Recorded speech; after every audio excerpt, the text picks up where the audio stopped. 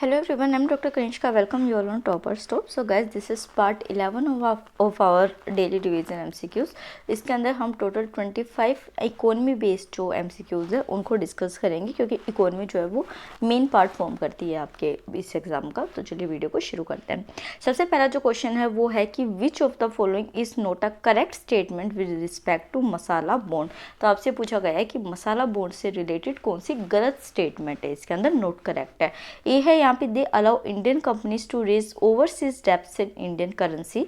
Second is interest payment और masala bonds is in Indian रुपी।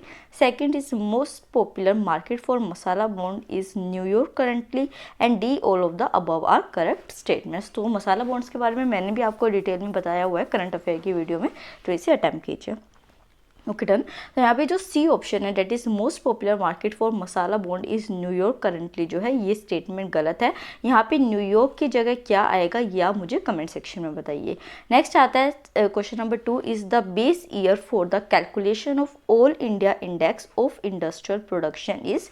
ये क्या हो गया आपके इस जो स्टैटिक चैप्टर है उससे रिलेटेड हो गया, ठीक है। तो ए है यहाँ पे 2004-2005, B is 2005-06, C is 2010-11 and last is 2011-12। तो एक बार इसे अटेम्प्ट कीजिए। Okay done.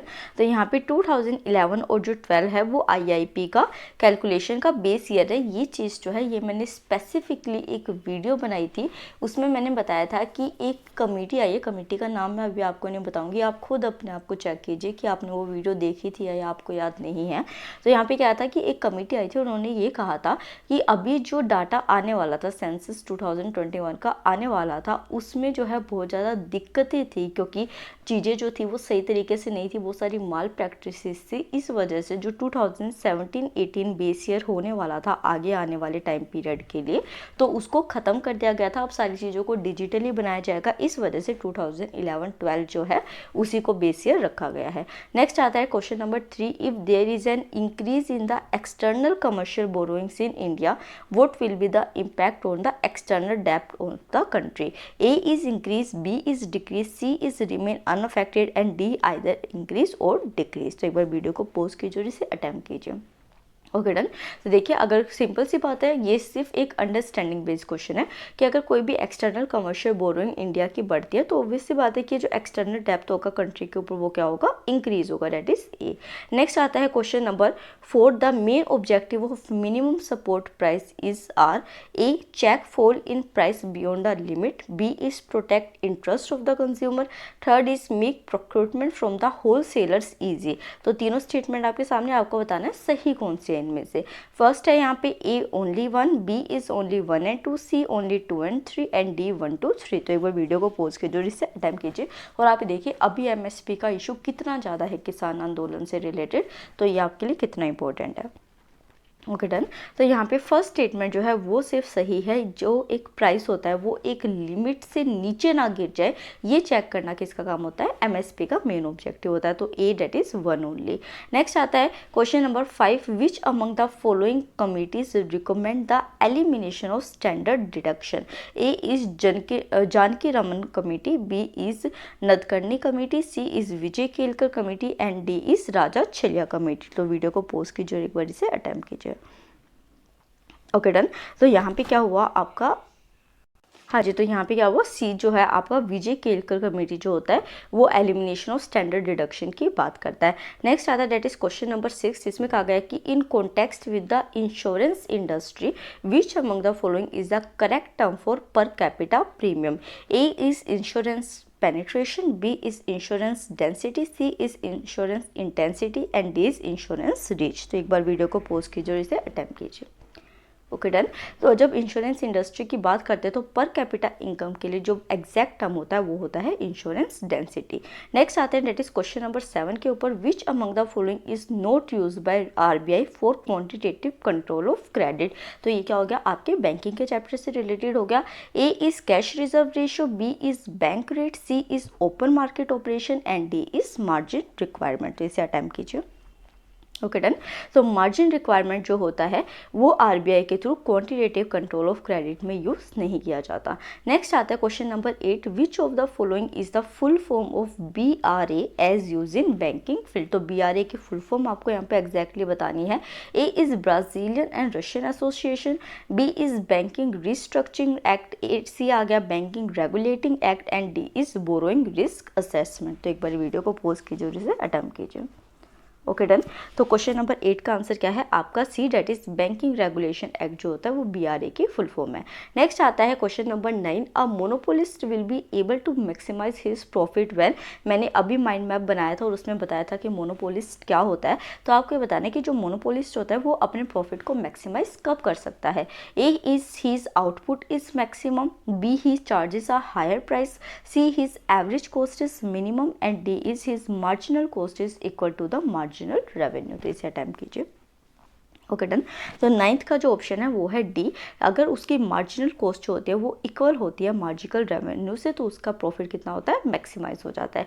नेक्स्ट आता है डेट इज क्वेश्चन नंबर 10, इसमें आपको एक कंडीशन दी गई है डिस्प्यूट रिड्रेसल की कि a person is not satisfied with the decision taken by banking ombudsman who will be the next appellate authority for him her to approach to. ठीक है, तो अगर कोई बैंकिंग ओम्बड्समैन है जैसे कि लोकपाल या लोकायुक्त होते हैं बैंकिंग के, उनके जो डिसीजन से अगर कोई पर्सन खुश नहीं है तो उसके बाद वो किसके पास जाके अप्रोच करेगा। A is governor of RBI, B is deputy governor of RBI, C is RBI local boards, D is chairman of the concern board. तो इसको अटैम्प्ट कीजिए। Okay done. तो यहाँ पे जो होता है डिप्टी गवर्नर जो आरबीआई के होते हैं ये पर्सन उसके पास अप्रोच करेगा। नेक्स्ट क्वेश्चन है कि house hold sector in India invest maximum part of its saving in which of the following. तो आपसे पूछा गया इन क्वेश्चन नंबर 11 की जो हाउस होल्ड होते हैं वो सबसे ज़्यादा किसके अंदर पैसा अपने इन्वेस्ट करते हैं। A is insurance, B is fix deposit, C is mutual fund and D is government securities. Okay done. तो यहाँ पे बी ऑप्शन जो है आपका फिक्स डिपॉजिट जो है उसमें मैक्सिमम पार्ट ऑफ सेविंग जो है कोई एक हाउस होल्ड मेंटेन करता है। नेक्स्ट आता है डेट इज क्वेश्चन नंबर 12 जिसमें पूछा गया है कि ad valorem tax is applied on which among the following. पहले तो आप ये देखिए कि एड वेलोरम टैक्स है क्या, वो मुझे बताइए कमेंट सेक्शन में। ए है the price of commodity, B is the value added, C the advertisement expenditure and D is the unit of commodity. तो एक बार इसे अटेम्प्ट कीजिए। Okay done. तो यहाँ पे क्या हो गया आपका द प्राइस ऑफ कमोडिटी होता है उसके लिए ऊपर ad valorem tax add on किया जाता है। नेक्स्ट आता है डेट इज क्वेश्चन नंबर 13 कि if the reserve of India wants to increase the cash reserve commercial banks which among the following of the following would be the most probable steps taken by it. So A is here the release gold from its reserve, B is buy bonds in the open market, C is prohibit the transaction that involve bill of exchange and D is increase the trans reserve with the IMF। ठीक है, चारों statement आपके सामने, एक बार इसे attempt कीजिए। Okay done. तो अगर यहाँ पे क्या होगा कि अगर रिजर्व बैंक ऑफ इंडिया जो है वो कैश रिजर्व कमर्शियल बैंक्स को इंक्रीज करना चाहता है तो वो क्या करेगा, ओपन मार्केट के अंदर जाके बॉन्ड्स को खरीद लेगा। नेक्स्ट क्वेश्चन आता है that is question number 14 that is short term funds हो गए आपके, मीडियम टर्म फंड्स हो गए और लॉन्ग टर्म फंड्स हो गए, ये तीनों दे दिए। अब आपसे पूछा गया है कि इनमें से कौन से ऐसे होते हैं जो कि इंडियन कैपिटल मार्केट के अंदर डील किए जाते हैं। तो क्वेश्चन नंबर 14 का ए ऑप्शन है आपके सामने 1 and 2, B is 2 and 3, C is 1 and 3 and D is 1 2 3। तो एक बार इसे अटेम्प्ट कीजिए। Okay done. तो यहाँ पे बी जो है 2 and 3 जो होता है मीडियम टर्म फंड्स और जो लॉन्ग टर्म फंड्स होते हैं वो मार्केट के अंदर डील किए जाते हैं। शॉर्ट टर्म फंड्स जो हुआ करते थे 14 डेज के, अब उनको खत्म कर दिया गया है। नेक्स्ट आता है question number 15 which among the following is terms is commonly not associated with budgets in India. तो आपसे पूछा गया कि इनमें से कौन सा ऐसा टर्म है जो कि बजट में यूज नहीं किया जाता। तो A is outcome budget, B is gender budget, C is austerity budget and D is gross budgetary support. इसे अटेम्प्ट कीजिए। Okay done. तो देखा है हमने outcome budget, gender budget, gross budgetary support तीनों यूज़ किए जाते हैं हमारे बजट में, बट जो ऑस्टेरिटी बजट होता है वो नहीं यूज़ किया जाता। तो C option is correct here. Next आता है डेट इज क्वेश्चन नंबर 16 हो गया ये आपका। तो in recent time the NPA और bad loans are making news with reference to the banking industry in India. In this context which among the following is are classified as bad loans. 1 is special mention account, B is substandard assets, C is the doubtful assets. तो 3 ये आपको समझ आ गए। अब आपको बताना है कि इनमें से कौन सा कोड जो है वो नीचे दिया हुआ सही है। A is only 1 and 2, B only 2 and 3, C is only 1 and 3 and D is 1 2 3। तो एक बार इसे अटेम्प्ट कीजिए। Okay done. तो यहाँ पे डी ऑप्शन जो है 1 2 3 तीनों ही जो होते हैं वो क्लासीफाई होते हैं एज बैड लोन्स। नेक्स्ट आता है question number 17, which of the following is not added in the calculation of national income of India? A the value of goods and services, B the sold value of old fridge, C is service render by the house wifes and D both B and C. तो question को देखिए आप और इसका answer आप मुझे करिए comment section के अंदर। ठीक है, बहुत दिन हो गए मुझे आपसे क्वेश्चन पूछे, तो आज ये वाला क्वेश्चन का आंसर आप कमेंट सेक्शन में देंगे।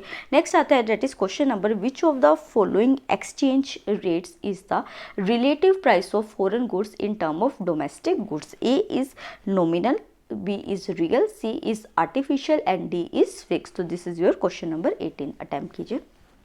Okay done.